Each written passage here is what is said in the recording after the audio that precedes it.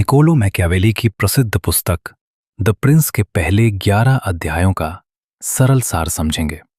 इन अध्यायों में मैकियावेली बताते हैं कि राज्यों के कितने प्रकार होते हैं और एक शासक उन्हें कैसे नियंत्रित कर सकता है।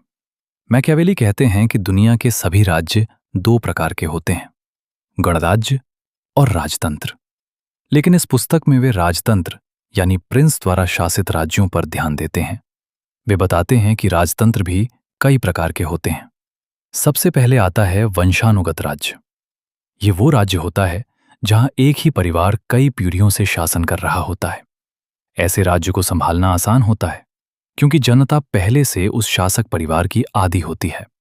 अगर शासक बहुत ज्यादा गलतियां नहीं करता तो उसका राज्य सुरक्षित रहता है। दूसरा प्रकार है नया राज्य। ये वो राज्य होता है जिसे किसी शासक ने युद्ध या राजनीति से नया हासिल किया हो। ऐसे राज्यों में सबसे ज्यादा समस्या होती है क्योंकि लोग पुराने शासक को याद करते हैं और विद्रोह कर सकते हैं।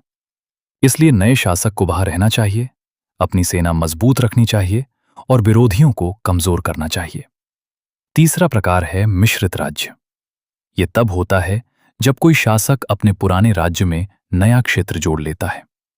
ऐसे राज्यों में भाषा, संस्कृति और कानून अलग हो सकते हैं, इसलिए उन्हें नियंत्रित करना कठिन होता है। मैकियावेली कहते हैं कि शासक को वहां अपनी सेना रखनी चाहिए या खुद वहां रहना चाहिए। मैकियावेली ये भी बताते हैं कि कुछ राज्य स्वतंत्र रहने के आदी होते हैं।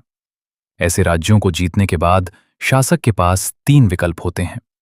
उन्हें पूरी तरह नष्ट कर दे, वहां जाकर खुद शासन करे या वहां अपने नियंत्रण में सरकार बना दे। अंत में मैकियावेली कहते हैं कि जो शासक अपनी ताकत, बुद्धि और सेना से राजा बनता है वो ज्यादा समय तक सत्ता में रहता है। लेकिन जो शासक किस्मत या दूसरों की मदद से राजा बनता है उसे अपनी सत्ता बचाने में बहुत कठिनाई होती है।